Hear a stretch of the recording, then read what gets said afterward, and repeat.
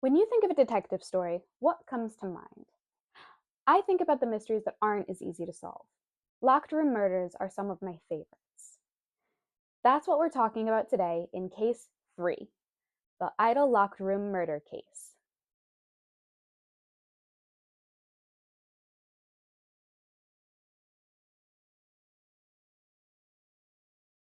Hi, I'm Tiffany, this is Read by T-Rex, and here we read things. Today we're reading Case 3, the Idle Locked Room Murder Case. The third case sees Conan solving a case, remotely, as it is, and introduces some of my favorite things about Case Closed moving forward. This case spans chapters 6 through 9 and concludes volume 1. The chapters were originally published on the following dates. File 6, From Third Rate to Great Detective, was published on February 9th, 1994. File 7, The Bloody Case of the Lovely Pop Idol, was published on February 16th, 1994. File 8, Resemblance, was published February 23rd, 1994, and File 9, An Unfortunate Misunderstanding, was published on March 2nd, 1994. This video is the third in a series delving into Case Closed, aka Detective Conan, by mangaka Gosho Aoyama. If you haven't, I recommend watching the first two videos before this one. As we go on, there's going to be things I reference from the first two videos, but I won't explain all over again. So you'll need that context as we go forward. This is, I would say, the start of videos where you kind of need the first couple in order to give you a little bit more context. The second one, you could kind of get away without reading the first one, without watching the first one, but here I'm going to reference a lot of things that I've already said in the first two videos. Without any further ado, let's talk about Case 3, Idle Locked Room Murder Case, starting with File 6, From Third Rate to Great Detective. Section 1, Story Setup. We open this file with an alarm going off. Conan wakes up with his glasses on. He thinks that it's been 3 days since he turned small and he's got no new leads. That was the whole point of staying with Rachel and Richard. Conan gets up. He's brushing his teeth, getting dressed, getting ready for the day. Since he's really 16 years old, Conan is pretty self-sufficient because he's really Jimmy. The apartment is still a mess, and Richard is sitting down watching TV, unshaven, not at all ready for anything to happen. Conan is griping about Richard. He's a detective, and he not only has no information about the Men in Black, Richard has no cases at all. Richard's favorite idol comes on the TV, Yoko Okino. There's a panel of a poster of Yoko in the apartment. Conan thinks that Richard should grow up. Conan lets Richard know that he's going to play outside. Well, he announces he's going to play outside. Richard is so focused on Yoko's TV appearance that he doesn't really notice either way. The next panel we see is Dr. Agasa's house. Jimmy and Dr. Agasa are talking about his dissatisfaction with Richard's abilities as a detective. Dr. Agasa says when Richard was a cop, he was a hotshot. Jimmy says that he has to find out who turned him small and how to get back to normal. Dr. Agasa tells Jimmy to cool it. We have it reiterated to us that the Men in Black intended to kill Jimmy with the substance that they gave him. His body was never found, so by now, they probably know he's not dead. Dr. Agasa asks if anyone besides him knows that Jimmy is Conan. Jimmy says Rachel and Richard know him as Conan, and they have no reason to doubt that. Dr. Agasa lets Jimmy know that Rachel came to see him. Rachel's not stupid. Jimmy hasn't been to school in 3 days, and it doesn't seem like he's been home. Rachel is worried. She remembers the Men in Black at the amusement park and wonders if something happened with them. Rachel says she's going to the police. Dr. Agasa stopped her, saying Jimmy will Jimmy probably got himself caught up in a case and he'll be home soon enough. He told Rachel not to worry. She agrees, though she's not really convinced. Jimmy reflects a little about Rachel when she's at home. She puts on a happy face so no one knows how worried she is. Jimmy and Dr. Agasa agree that he needs to get back to normal as soon as possible. Dr. Agasa says he's got something that'll help Jimmy moving forward. In case you forgot, Dr. Agasa is an inventor, a scientist. He's made Jimmy a voice-modulating bow tie. This bow tie will let Jimmy sound like anyone. Jimmy says that's great, but can you make me something that'll let me catch criminals in one shot? He says, I can find criminals because my brain works just as well, but like this, 6-year-old child, I can't catch them. Dr. Agasa says he's on it. Jimmy points out that all the gadgets in the world don't matter if no one brings cases to Richard to start with. Dr. Agasa has an idea. Jimmy can make Richard seem like a great detective. Then he'll get more cases because he'll have a better reputation.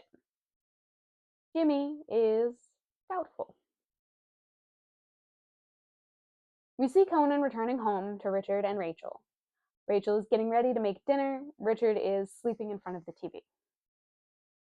Jimmy decides it's impossible to make Richard a great detective after all. An alarm clock goes off, waking Richard up. He turns the TV on to another TV special about Yoko. As a sidebar, I've seen idols mentioned like this in a lot of manga, and I don't know about the cultural aspect of idols in Japan, but the way that I have understood it is it's kind of like the way the people in the States follow celebrities, entirely to invest it and become stalkerish very quickly. Cases that come to mind, of course, are like Elton John and Selena, who was killed by the president of her fan club. But there seems to be like an added level of parasocial relationships, more like you see with influencers nowadays. So fans feel like they really know an idol. They know all kinds of personal information about the idol. They think that they understand who that idol is, even though the only context they have is like TV appearances, radio appearances, shows, the information that they give to the public. At least that's the way that I've understood it. Someone who knows more, tell me more because I'm curious, and it factors into this case and Richard's foreknowledge about Yoko. Sidebar over. There's a knock at the door. Remember, this is also Richard's office as a detective. Richard answers the door, less than thrilled by the interruption. A woman in a hat pulled low and a long overcoat asks to discuss something with Richard. He says, not tonight. Come back tomorrow.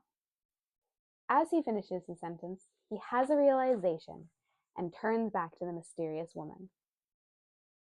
He knows who it is. It's Yoko Okino. Richard is shocked. He points to the TV where he sees Yoko right now. Yoko says, that's taped? Rachel, reasonably, asks what an idol is doing there. Yoko says she has a case for Richard. Richard disappears further into the apartment, slamming a door behind him. There's this panel. Then Richard reemerges, suave, debonair.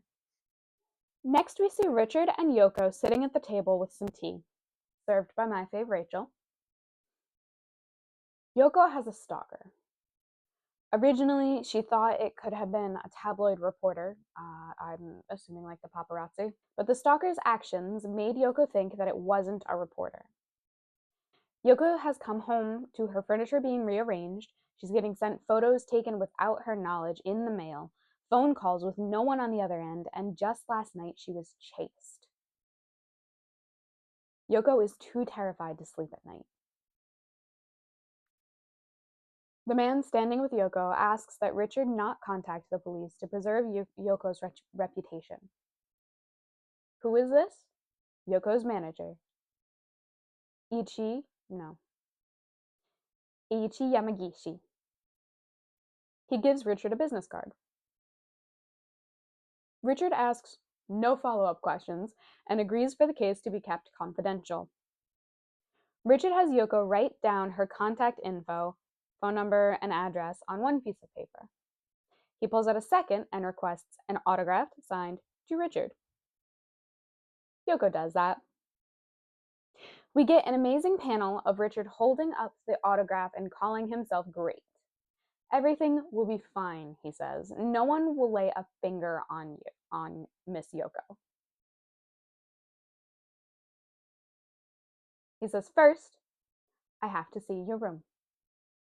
Yoko agrees. Rachel asks if she and Conan can go, because she wants to see what a star's room looks like. Remember, Rachel is 16, and this is a normal action for a 16-year-old girl. Or 16-year-old boy, I don't know, a 16-year-old. Richard tells them to come along, but not to get in the way. Rachel agrees. They arrive to Yoko's apartment building.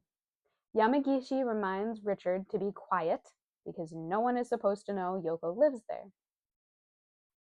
Richard shushes Rachel and Conan, who haven't said anything. They all go inside the building. Yoko lives on the 25th floor.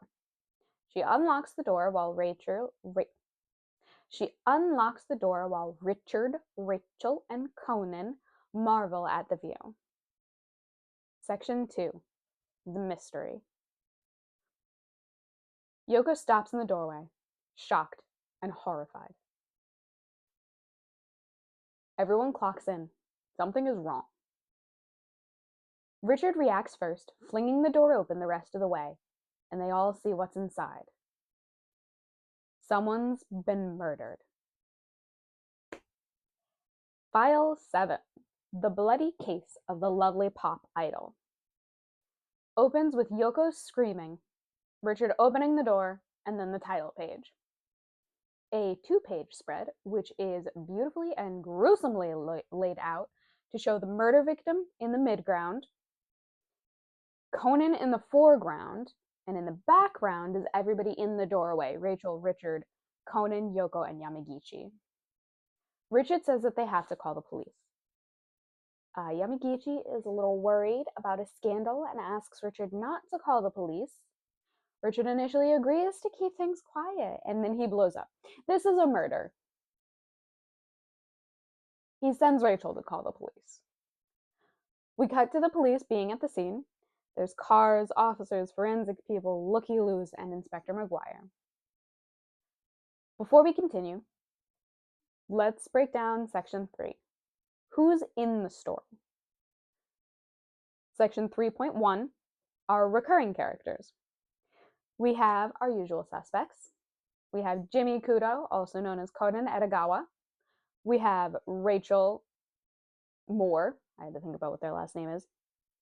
And we have Richard Moore. We also have a very brief appearance from Dr. Agasa, who is mostly here to talk about an invention for Jimmy, which is kind of what he'll do for a little bit in a lot of the upcoming chapters. As a new addition to this category, we meet her for the first time in this case, Yoko Okino. And finally, one of our reoccurring characters, we have Inspector McGuire. Section 3.2, we have our story-specific characters. At this point, we've only been introduced to one, but I'll give you a spoiler by telling you one of the others that we get introduced to later. The one that we've been introduced to is Yoko's manager, Eiichi Yamagishi. Later on, we'll be introduced to Yuko Ikezawa, who is a rival pop idol. The murder victim is also kind of a character, but in the way that all murder victims are. So I will keep their name secret for a little bit longer. Section 3.3, we have our name changes. In this one, I think it's still just our main 3. I think it's still just Jimmy Kudo, whose name is really Shinichi Kudo. Rachel Moore, whose name is Ran Mori, and Richard Moore, whose name is Kogoro Mori. Otherwise, I think, and Inspector McGuire, whose name is this? Inspector Megure? Megure. Section 4. What happened? Now that Inspector McGuire is on the scene, he starts gathering info. He gets Yoko's initial statement. She opened the door, saw the body, while she was accompanied by Richard Moore. Inspector McGuire used to be Richard's boss. He's shady about their time working together, and even shadier about thinking Richard still being in business is a surprise. Inspector McGuire points out that the apartment is hot. He's sweating. He asks if Yoko always leaves the heat this high. She says she doesn't. She turned everything off when she left earlier today. Conan pipes in. That's not the only thing that's weird. There's something wet on the floor around the body. There's a chair near the body, and the rest of the room is trashed. So why leave that singular chair alone? He's doing his detective thing, speculating about why the heat would be turned up so high. He is annoying the adults. Conan gets whacked on the head. Richard explains to Inspector McGuire who Conan is and that he and Rachel are looking out for him. Conan sulks over by Rachel. Inspector McGuire asks if the forensic team have found anything for cause of death. The forensic guys confirm that it's what it looks like, the knife in his back. The knife? It's Yoko's. So her fingerprints are going to be on it. It's from her kitchen. Yamagichi asks if Yoko is a suspect. Inspector McGuire doesn't answer. He asks if either Yoko or Yamagichi recognize the victim and tell them to look again now that everything has calmed down. Both of them do, and make this face, which is a very convincing face for I don't know him. But let's look at why they're making that face. The victim has a bundle of hair in his grasp. And again, viewer, I tell you to remember that the original publication dates were in 1994. Hair analysis was still widely used to assist in police work. Inspector McGuire clocks the sus behavior and asks if Yamagichi or Yoko recognize him. Yamagichi says he needs to take a closer look. He makes a show of kneeling down to look, slipping in some blood, and falling on the body. He grabbed the hair. Conan notices. Yamagichi is scolded by the forensics team. Don't touch the body. While Conan ponders what Yamagichi pulled out of the victim's hand, a strand of hair falls out of his pocket. I have another quick sidebar. If you're going to become an entertainer of any sort and end up needing a manager, this is the kind you want. Not from like an ethical standpoint, but a personal one. Like I hate when people help to cover up crimes because I believe that actions have consequences. But if you are going to be accused of murder, try to find someone who will cover up your alleged crimes, I guess. That's the end of that sidebar. Conan sees the hair fluttering to the ground and runs over to get it. There's this exchange where Conan stomps on the hair so Yamagichi can't pick it up, and Conan does not explain his actions at all. Playing into the, I'm just a little kid. Once he picks the hair up, he's speculating again. There was hair in the dead man's hand. Yamagichi went out of his way to get it. So whose hair was it? Was the murderer... An amount of time later, the forensic team has moved the body, presumably for an autopsy. Inspector McGuire gives a recap of what we know. The windows were locked. This is the 25th floor, so it's not like someone climbed in through the window. The front door is the only access point to the apartment. There's only Yoko's fingerprints in the room. I'd like to show you that this is how he's sitting. From his place, Inspector McGuire makes an accusation. Based on the evidence available to him, Yoko is the killer. Yoko and Richard deny this.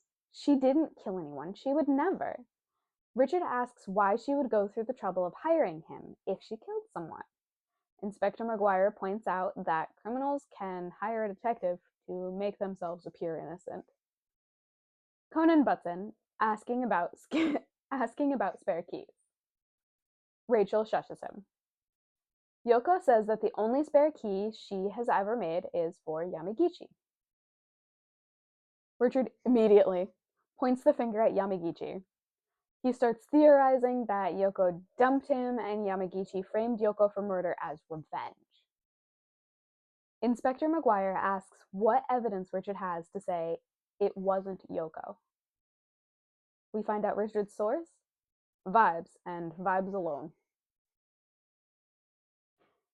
Yamagichi says he used to have a spare key, but he lost it 5 days ago in Yoko's dressing room at a TV station. Richard tells him not to lie. Yoko comes to Yamagichi's defense, confirming that he did lose the key. Richard believes her without a doubt. You will be reminded that Richard is a huge fan of Yoko's numerous times throughout the series, so don't worry if you forget at some point. Yoko says that after Yamagichi lost his spare key was when she started feeling like someone was going in and out of her apartment. Do you record while you're locked? Oh, you don't. You don't. I don't know anything. I know nothing. I know nothing. Yoko says that after Yamagichi lost his spare key was when she started feeling like someone was going in and out of her apartment. Inspector McGuire starts asking about any other suspects. Any enemies? No. Conan is poking around. He feels like they're all missing something. So he's looking at things under furniture, and he finds something. The forensics team definitely have questions about this kid just casually looking around a crime scene, but they don't ask any, and I appreciate them. Under the couch, Conan finds an earring.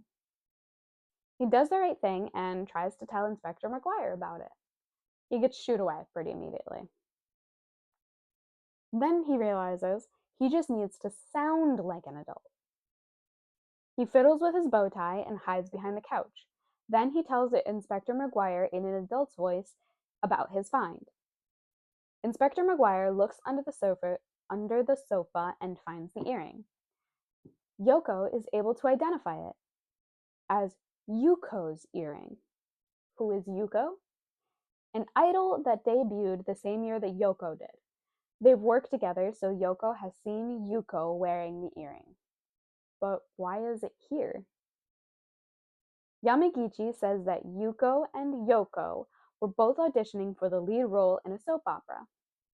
Yoko landed the role, and it's rumored that Yuko is mad about it. Yoko is surprised and upset to hear that Yuko is mad at her.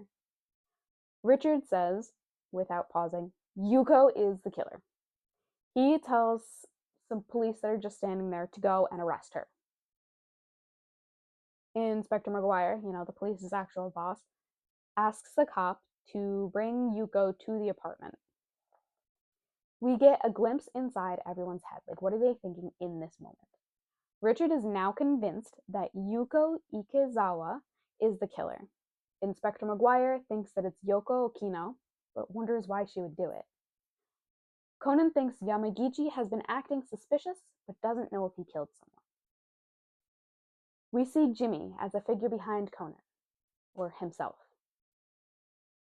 How do these puzzle pieces all fit together?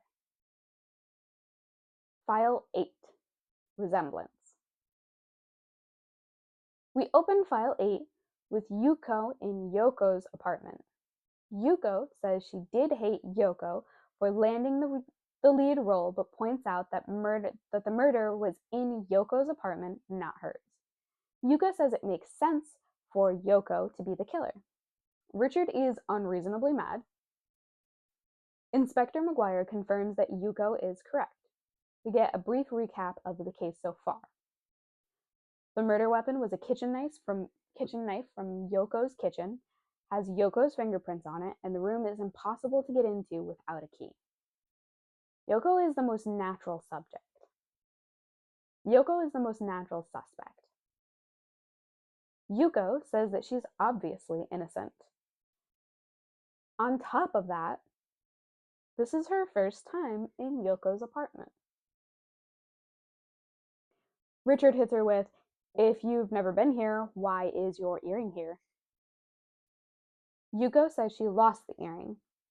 Richard comes at her with, "The building super saw someone matching Yuko's description." Yuko points out that someone could just look like her. She exits the conversation with, "I need to use the restroom." Richard stops her. Yuko explodes. She is busy. She has better things to do than be accused of murder. She throws some shade at Yoko as her last word. She's not as busy as Yoko is as the #1 idol, but after this, Yoko's image will be ruined and she won't be quite as busy. Conan sees that Yuko and Yoko look exactly alike from behind. Conan goes to talk to Richard and Inspector McGuire. Rachel tries redirecting Conan as Richard starts to get upset. Rachel tells Conan that he's only in 1st grade, he's too young to be playing detective. She says Richard and Inspector McGuire are on the case, and they'll get it. She says, if Jimmy were here, a case would be solved easy, and wonders where he is. Jimmy turns around to tell Rachel that Jimmy will definitely be back. He's sure, as Conan. It's a little while later.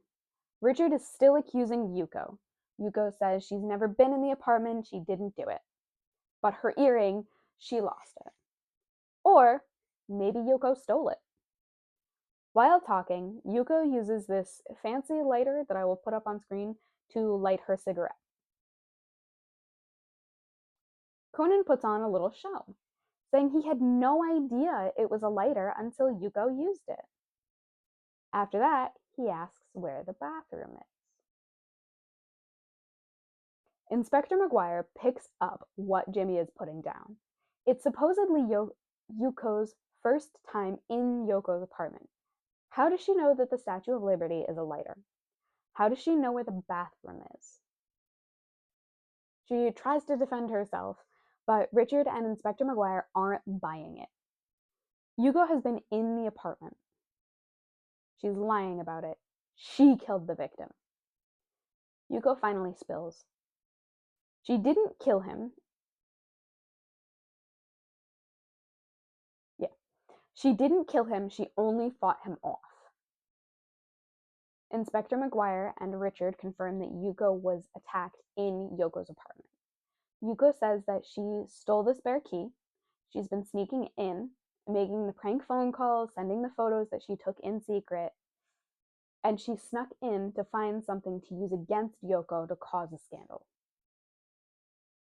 But when she was snooping in Yoko's home, the murder victim came in. Yuko fought him off and escaped. Her earring fell off in the struggle. Richard asks if Yuko could have killed the victim in the struggle. Yuko denies this. Some officers return to the scene. They found the identity of the murder victim. The dead man is Akiyoshi Fujie. He's 27. He went to Conan High School and worked for Kakubeni Company until he quit recently. Richard, a superfan, takes note of the high school. So does Yoko. Conan High School? That's Yoko's high school. Yamagichi is still trying to play real cool, and he says it's just a coincidence. Yoko says no, it's not. She knew the victim. Not just that, but they dated when they were in high school. Everyone is shocked. Yamagichi wanted to hide this and scolds Yoko for revealing it. Inspector McGuire asks if Yoko killed Akiyoshi to be rid of him. Yoko says that's not what happened. Akiyoshi left Yoko when they were still in high school, but found her after she got famous, begging to get back together. He was persistent enough that Yoko even moved to this new apartment to get away. Yoko recognized him as soon as she saw him, but Yamagichi told her to keep quiet. She doesn't know what happened and asks Inspector McGuire and Richard who killed Akiyoshi. This chapter is wrapping up, so we get some speculation from Conan. Yoko has a motive. Yuko could have killed him in a scuffle. Yamagichi took hairs from the victim's hand. The room is trashed. The room was hot when they all came in. Then, Conan finds the last piece of evidence he needs. There's a dent in the floor. At the same time, Richard declares that he knows who the killer is. End chapter. File 9, an unfortunate misunderstanding. The chapter opens with Richard accusing Yoko's manager, Yamagichi, of murder, again. Richard explains that Akiyoshi was Yoko's ex-boyfriend. It could have been a scandal. So Yamagichi came to the apartment, found Akiyoshi, argued with him, and then killed him. Conan thinks this is wrong. Richard is pointing the finger at the wrong person. Conan is thinking about how to get Richard to shut up. He sees an ashtray on the living room table, he kicks it, and he knocks Richard out. Richard collapses onto the couch, and Conan hides behind it. Conan adjusts his bow tie to sound just like Richard. Keep this panel in mind as we go through the rest of the series. Speaking through Richard, Conan starts talking. He says that an average person would suspect Yoko or Yamagichi since they both have keys. They might have hired Richard to discover the body to throw suspicion off themselves. Inspector McGuire asks if the killer is Yoko. No, Richard says. Conan says. Oh, no. Inspector McGuire asks if the killer is Yuko then. No, Richard says. Yuko admitted to lying about having been to the apartment before that night and gave Richard and Inspector McGuire information about being attacked by Yamagichi. Conan, speaking as Richard, points out that if Yuko killed Akiyoshi, even by accident, she would have lied about meeting him. Inspector McGuire points out that they have no physical evidence to prove this. Richard, really Conan, agrees this is all conjecture based on psychology, but, he says, there is evidence to prove his real theory. Conan, as Richard, says he saw Yamagichi hide the hair clutched in Akiyoshi's dead hand. Inspector McGuire turns back on Yamagichi, the killer. No again. The point isn't that Yamagichi took the hair, it's that Akiyoshi was holding on to the hair in the first place. How could he have hair in his hand from the attacker if he was stabbed from behind? The whole point was to make the scene look like a murder. Section 5. Who done it? Why? Finally, we reveal the killer. Akiyoshi was killed by Akiyoshi Fujie. It was a suicide. How do you stab yourself in the back, you ask? Simple. Use a block of ice with the knife handle frozen inside, blade up. When everyone first got to the scene, the room was hot. There was water on the floor. The room itself was turned upside down with the sole exception of the chair next to Akiyoshi. So here's what happened. Mr. Fujie froze the knife in a block of ice like we saw before. Then he stood on a chair and jumped backwards onto the knife, stabbing himself in the back. The temperature? To melt the ice from the block that shattered when the knife killed him. This left a dent on the floor. Akiyoshi overdid it in his quest to frame Yoko. He was holding her hair. Yamagichi saw the hair and thought that Yoko killed Akiyoshi, so he hid the assumed evidence. Yoko's pretty upset because now she knows that her manager thought she was capable of killing someone, and Yamagichi apologizes for that very false assumption. Akiyoshi's fingerprints will be on a comb or something else he could get Yoko's hair from. Then the big question, asked by Yoko. Why? The answer? He still loved Yoko. Yoko and Yuko look the same from behind. When Yuko came into the apartment, Akiyoshi approached to attack or talk to her. Yuko had no idea who this strange man was in an apartment that she wasn't supposed to be in, so she screamed, fought him off, and ran.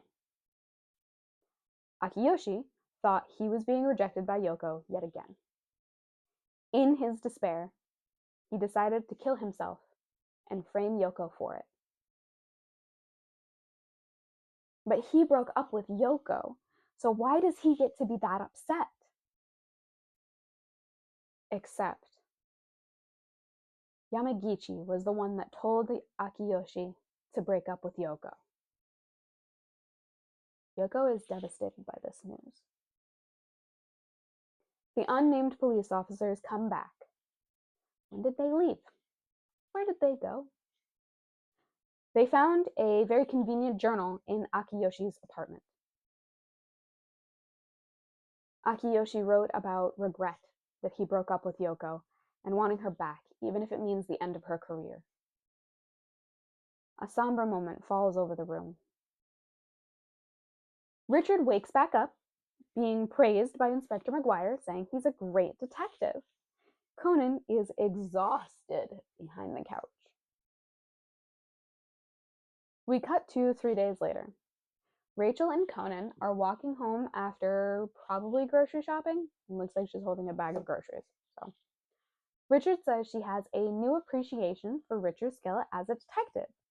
Truthfully, I believe any appreciation for his skill is probably new.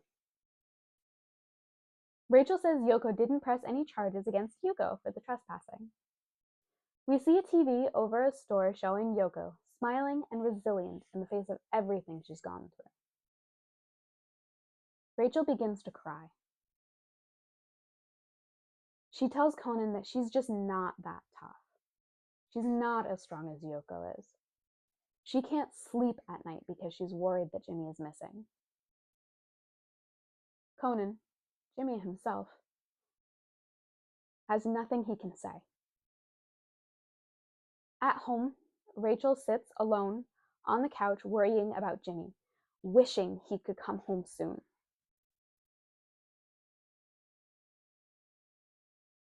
Richard is sleeping on a table surrounded by beer cans. The phone rings. Rachel answers. Rachel hears Jimmy's voice over the phone. She cries again, this time in relief. Jimmy and Rachel talk. He reassures her that he's okay and he's caught up in a sticky case. We see Jimmy alone in a phone booth, talking to Rachel using his bow tie to sound like himself. The chapter and the volume end with Jimmy, 16 years old, trapped in the body of a 6-year-old, alone in a phone booth as snow falls.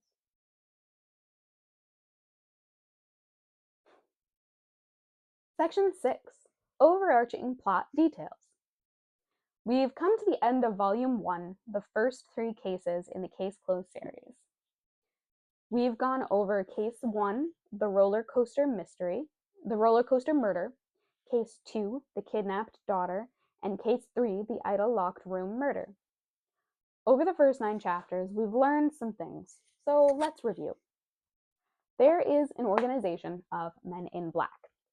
They have someone somewhere in their organization making some kind of poison, and it turns people into children.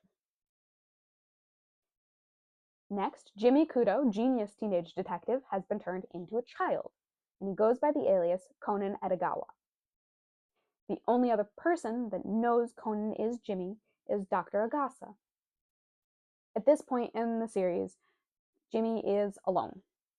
Only one other person knows who he is, and the rest of the world sees him as Conan Edogawa. Jimmy, as Conan, wants to help solve cases just like he's always done.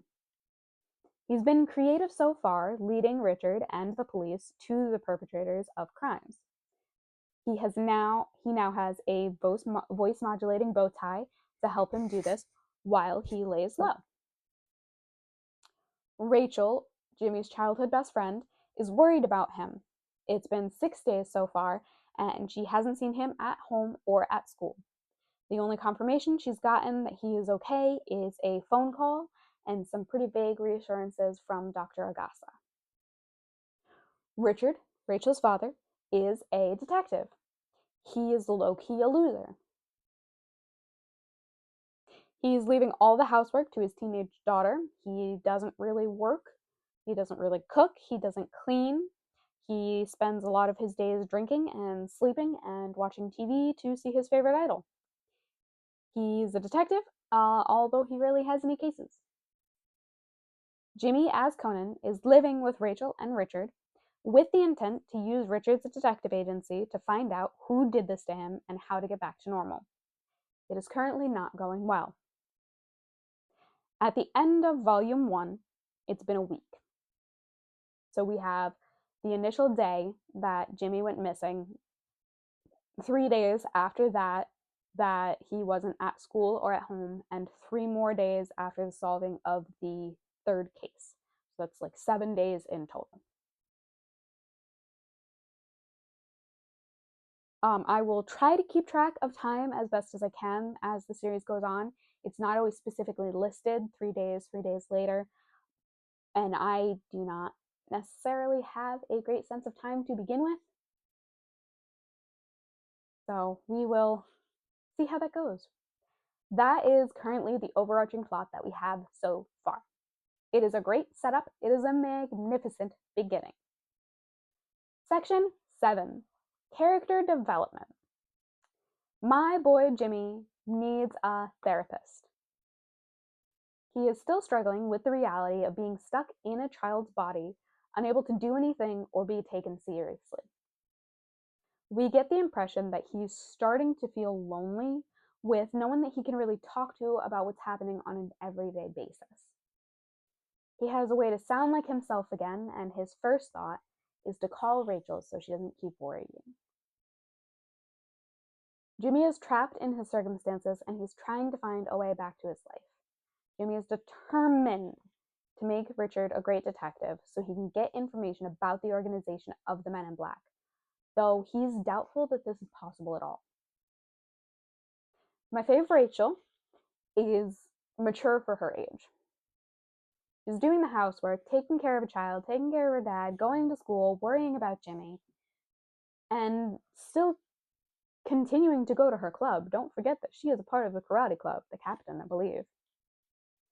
The stress has gotten to her, and she's been crying alone.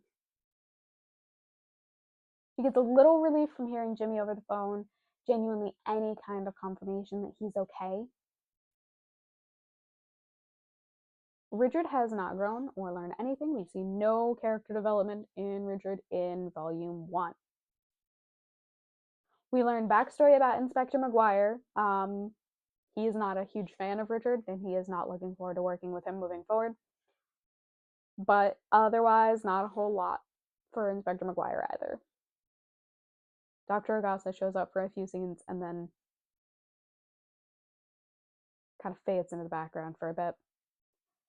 Overall, we have seen a little development in Rachel and Jimmy, and more so in Jimmy than Rachel, but not a lot of the other characters yet, so we can give that some time and see how they cook.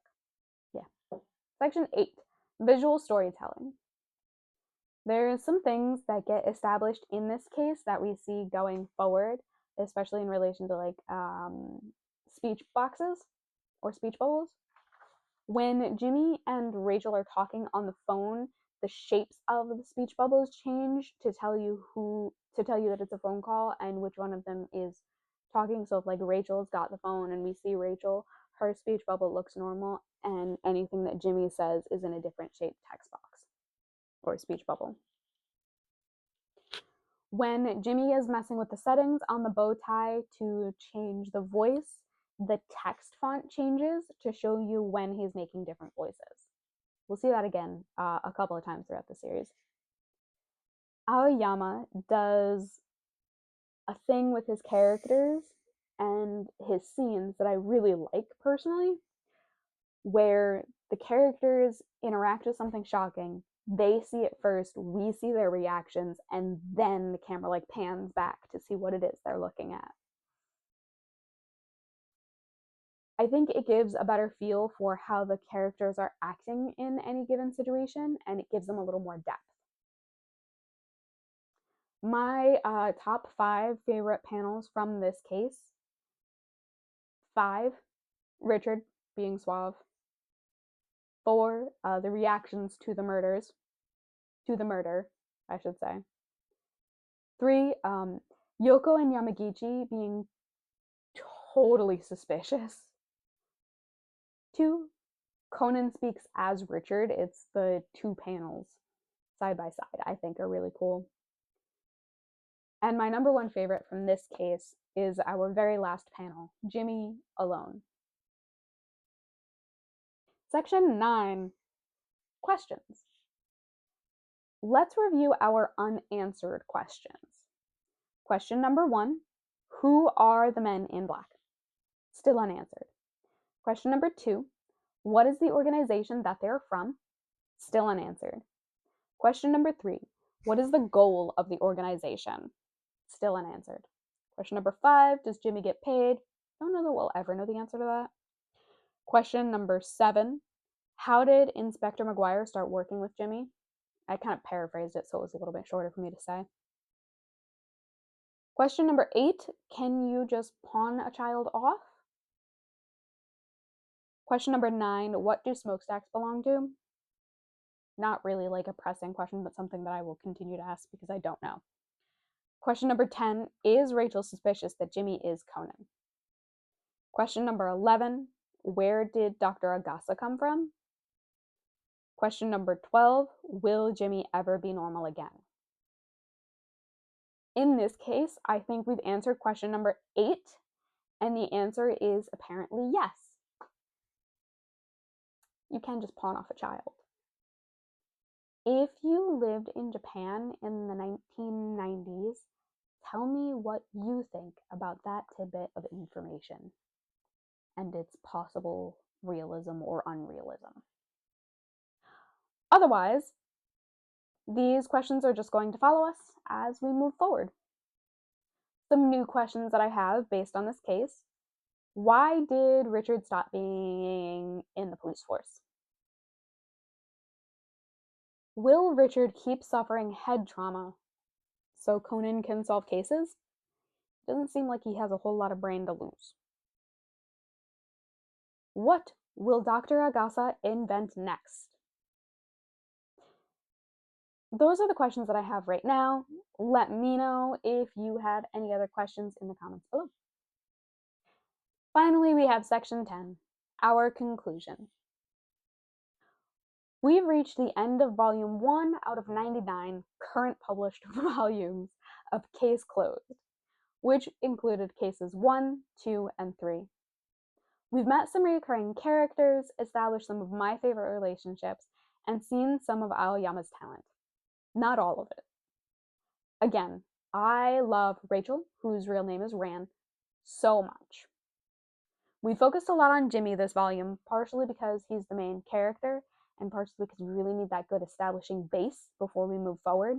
And we really do get a lot of his internal monologue here and moving forward and throughout the series as well. Overall, something I will say is that I do miss some of the cultural context because I grew up and live in a different country than the story itself was written in.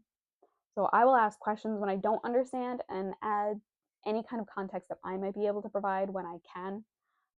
For example, in this case specifically, we saw the English equivalency of honorifics, which is as close to what we can get to honorifics in Japan. It's the difference between Yoko and Miss Yoko. If you don't know anything about honorifics, bear with me for a little bit. They are a mix of linguistics and culture, which gives it this really fascinating, like, little cross point, but that's besides the point. Japanese, Chinese, Korean, and I'm sure other languages as well, but those are the three that I can think of off the top of my head, have changes in language based on your closeness or authority in a given relationship. We'll talk about closeness here because that's kind of the one that I understand the best, but there are different ways that it can be approached. When you are not close to someone in Japanese, you call them san. That is an acquaintance, that is someone you do not know very well. So it's a level of distance that's about like this far apart, maybe. As you get closer to someone, the honorific you use with them changes, and I believe that it can be gendered as well. So I've seen a lot of examples of chan being used for children that are younger than you or female friends, and kun also being used for children that are younger than you and male friends that are close. Then you can drop an honorific and call someone by their family name, what we would consider their last name. Any closer than that, like a romantic or very, very close relationship, you would call someone by their given name or their first name. How this would work if you were to use like my name and not my last name, so we'll use T-Rex as my last name. So if we were meeting for one of the first time, or if you were a work colleague of mine, you would call me T-Rex-san. My close friends would call me T-Rex-chan because I would be a close female friend. Closer than that, they would just call me T-Rex, and the people I'm closest to would just call me Tiffany, my first name.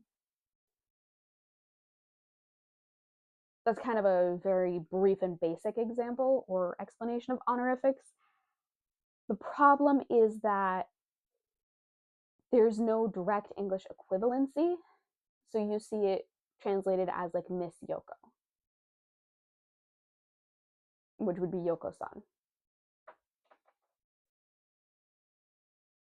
Like I said, the use of honorifics is linguistic and cultural, so it tends to be a couple of things at once. It is a way that your language changes based on how close or respectful your relationship is, and it is a reflection of the closeness in a given relationship. There's a few things that come up in some future chapters that are like that, where they're a cross between some culture things, some linguistic things, and some other things that I can add a little bit of context to, but not a lot.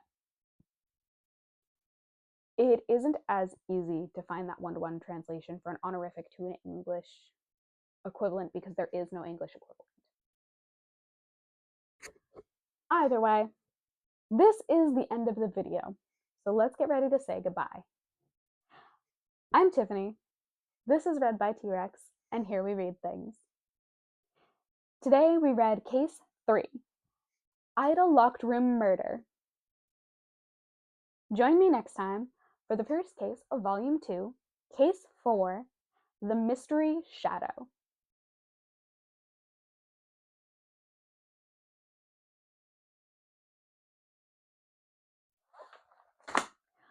Alright, so I don't know what I did and how my camera angle changed, so that way all of a sudden I'm much farther away. I did not move anything. I just had to like go get my dog. So I turned the camera off for a minute. I stopped my recording and I turned the recording back on, and ta-da! I'm farther away. And I don't know how I did that. I don't know. I don't know. Yeah. Other than that, not a whole lot happening. No equipment. I found my tripod. I did not purchase a tripod. I already had a tripod and I knew I had it, so I went and found it. So now my phone is set up on my tripod instead of being precariously balanced on some boxes. So you are there. I also cleared off my desk, so I have more space. Oh, I do actually have this new laptop case. Ooh. It's not important at all. It's just very exciting to me because I don't usually get new laptop cases. I just use them until they broke, and my last one was broken.